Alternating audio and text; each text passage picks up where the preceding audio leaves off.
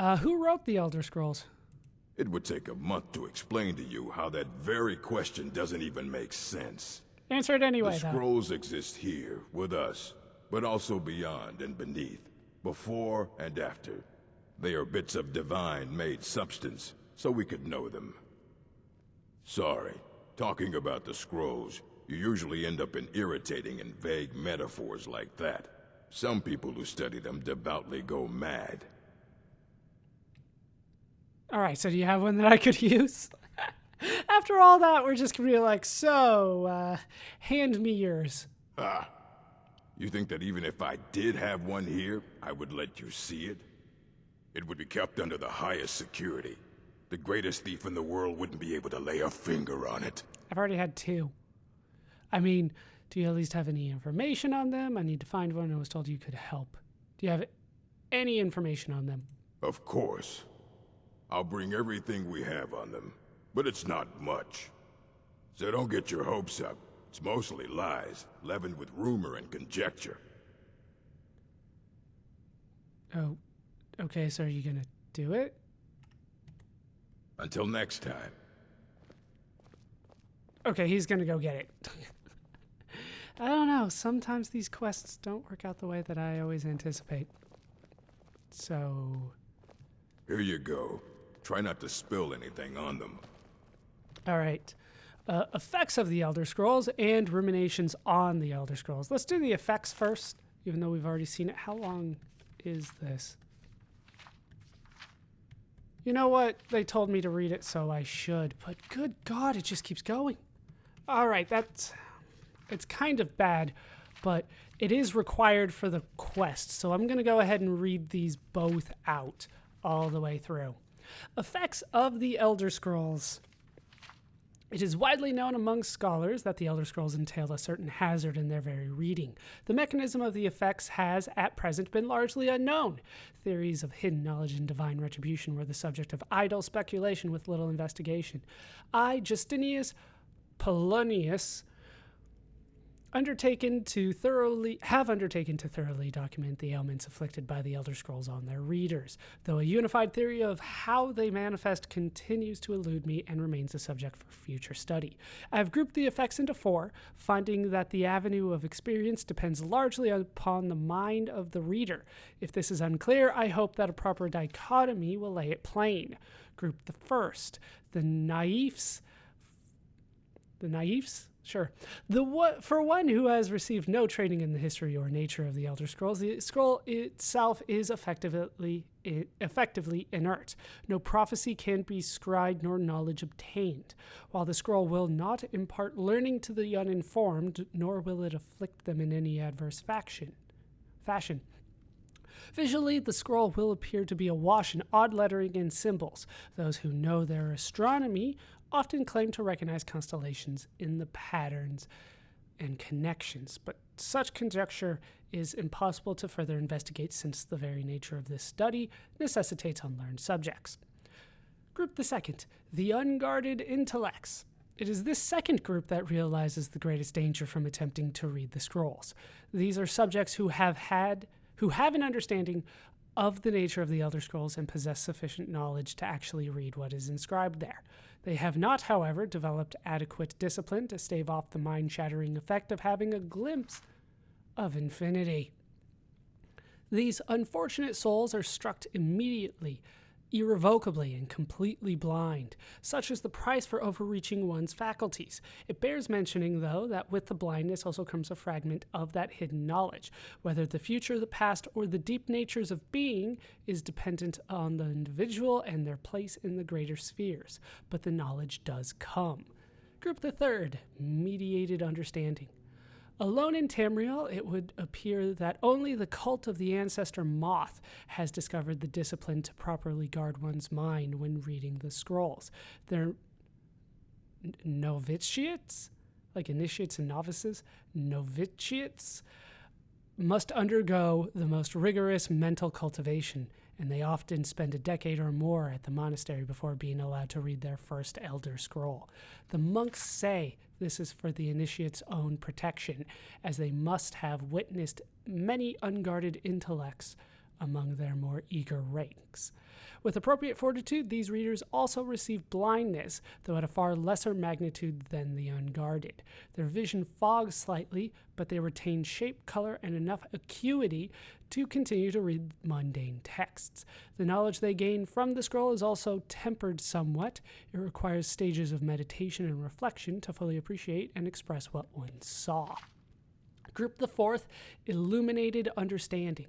Between the previous group and this one exists a continuum that has, at present, only been traversed by the monks of the ancestor moth. With continued readings, the monks can become more gradually... Let's try this over again. With continued readings, the monks become gradually more and more blind, but receive greater and more detailed knowledge. As they spend their waking hours pondering the revelations, they also receive a further degree of mental fortitude.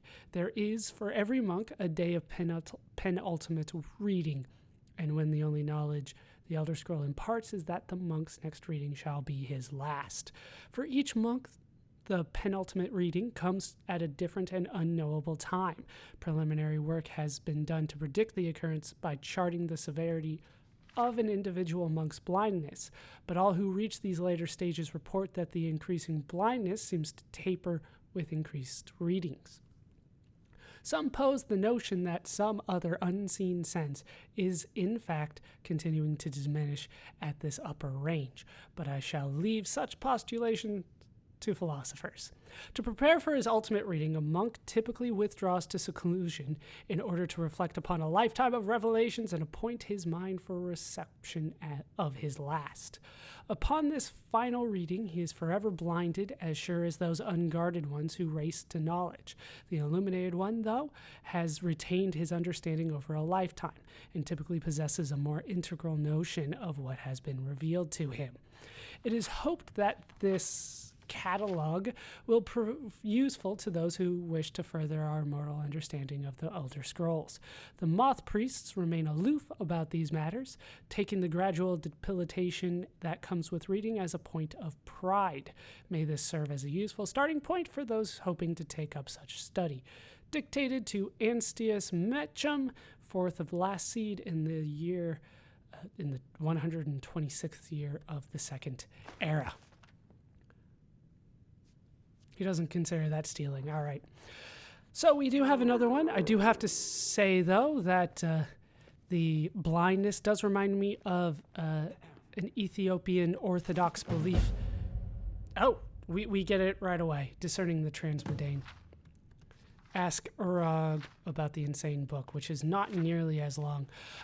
So maybe this was the only one I had to read, but I should say that in the Ethiopian Orthodox Church, they believe that they have the actual Ark of the Covenant that is only guarded by one person, and that one person will go blind the longer that they guard it. They're the only ones allowed to look at it at any given time. They get cataracts, and that's quite close to what it sounds like these guys are getting, just cataracts. All right, Ruminations on the Elder Scrolls by Septimus Cygnus, College of Winterhold. Imagine living beneath the waves with a strong-sided blessing of most excellent fabric. Holding the fabric over your gills, you would begin to breathe, drink its warp and weft. Though the plant matter fibers imbue your soul, the wretched plankton would pollute the cloth until it stank to heavens of prophecy. This is one manner in which the scrolls first came to pass. But are we the sea, or the breather, or the fabric? Or are we the breath itself? Can we flow through the scrolls as knowledge flows through, being the water? Or are we the stuck morass of sea filth that gathers on the edge? Imagine again, this time but different. A bird cresting the wind is lifted by a gust and downed by a stone, but the stone can come from above if the bird is upside down. Where then did the gust come from? In which direction? Did the gods send either, or has the bird decreed their presence by her own mind-making? The all-sight of the scrolls makes a turning of the mind such that relative positions are absolute in their primacy. I ask you again to imagine for me, this time you are beneath the ground, a tiny acorn planted by some well-meaning elf maiden of the woodlands for her pleasure.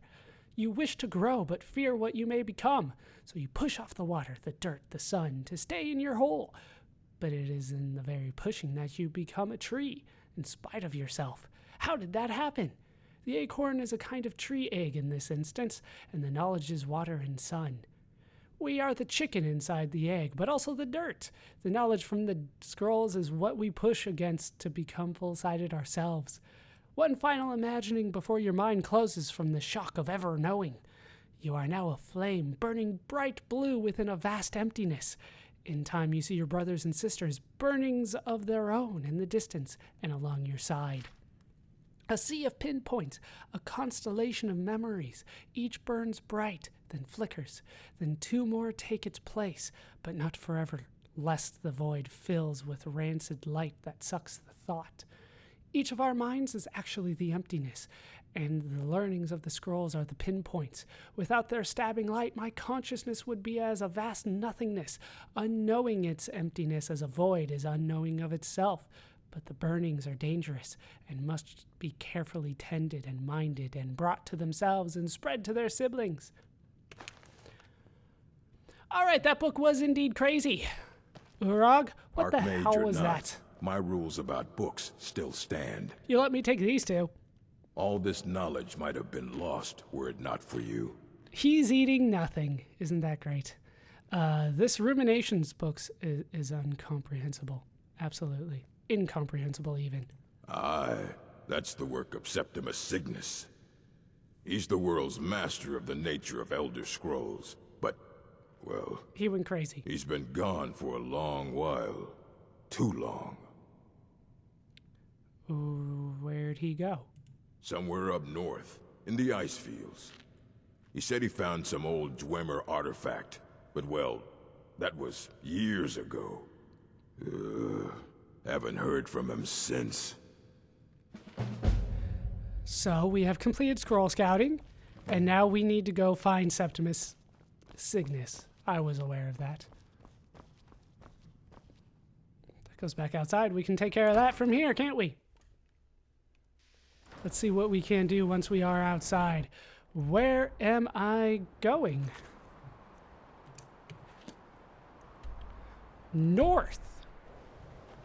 Literally north of here. There's north of here.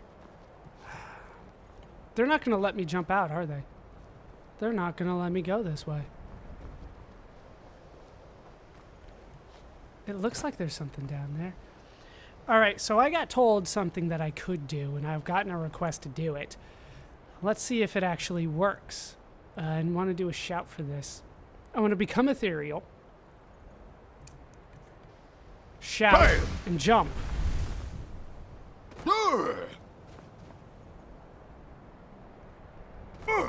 All right, it worked. Like a charm. Let's put on the summon. That could be better. So, all right, that worked well. That worked well. We'll try to do that in the future whenever I need to jump off a cliff. Got a lot of requests to do that one, actually. Most of them from the same guy, but still a lot of requests. All right, so I don't really know where we're going, or if I'm going the right way at all. Chances are slim it's the right way, but we are going to go north eventually. This way? What? Is there another quest? No, we're going... What is this quest? No? No? Do I have any other quests open?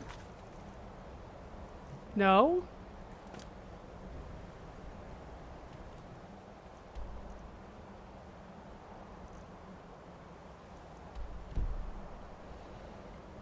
I don't know. I don't know what to do here. I'm gonna go north.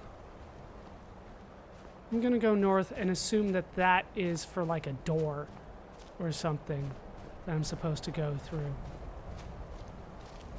I'm gonna have to wing it without a quest marker and hope that I don't actually need to go to where the quest marker is pointing me.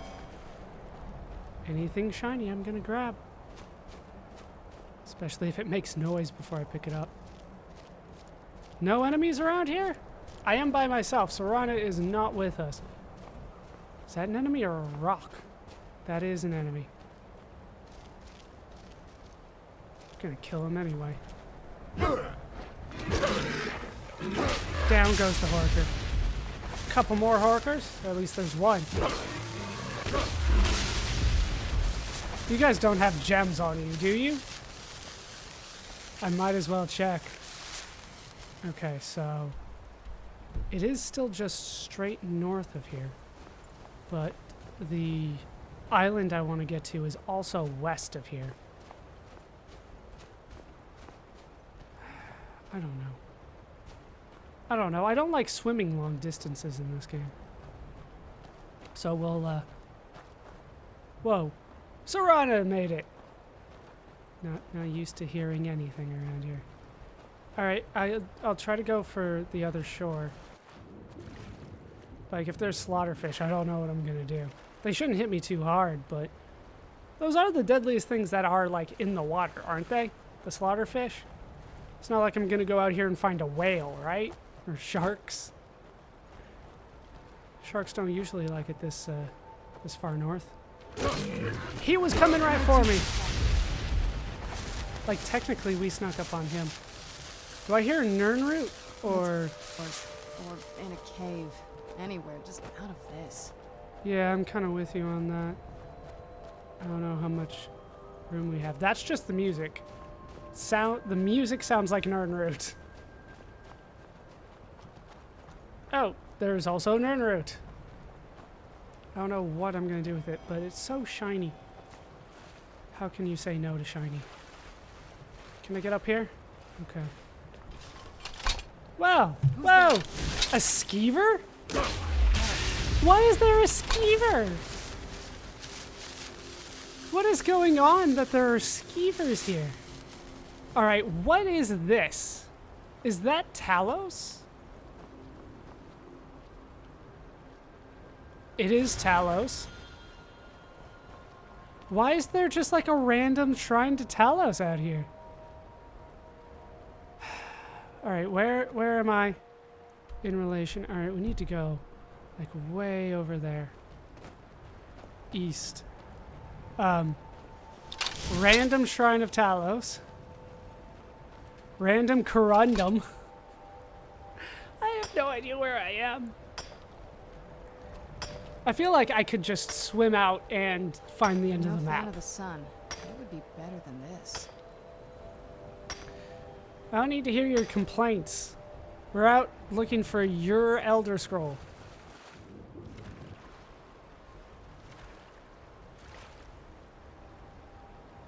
What?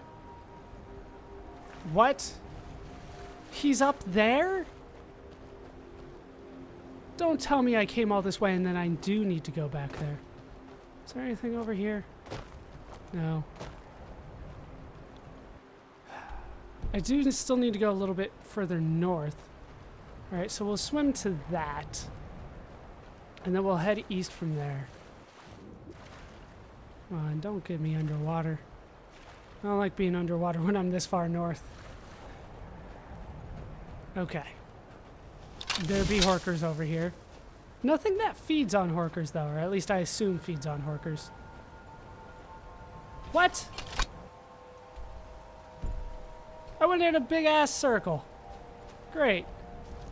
That's fantastic. That's exactly what I wanted to do.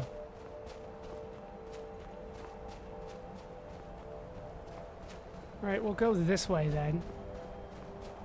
Did they move the marker on me? Probably not. I'm probably just that stupid. But... oh, it's a fox.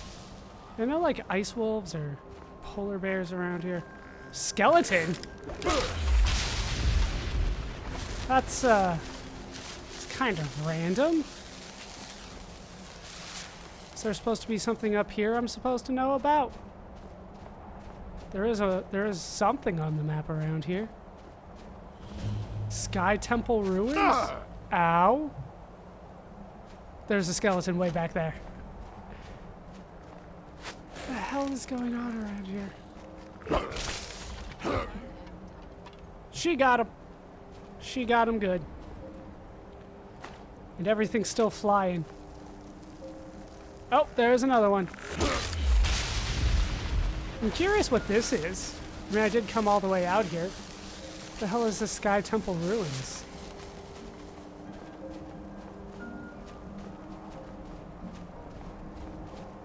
Alright, I see skeletons over there. I knew I heard something.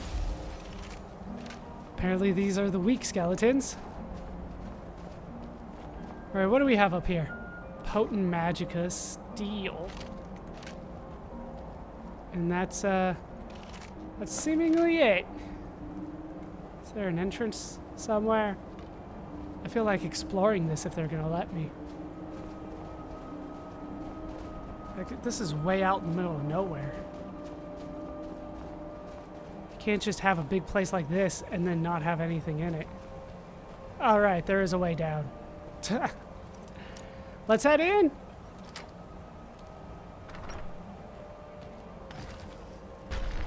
Where'd you come Draugr Deathlord! We went from 0 to 100. Alright, that guy's not as difficult as I remember, but nah, I already have one. Already got one. Before the Ages of Man. Take a look at that. Lasting potency. you know I need that one.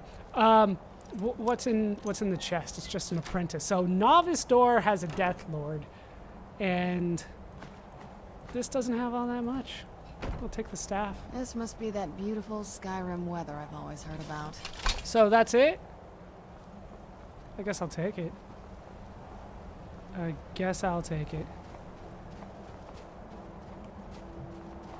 Yeah, that's seemingly it. All right.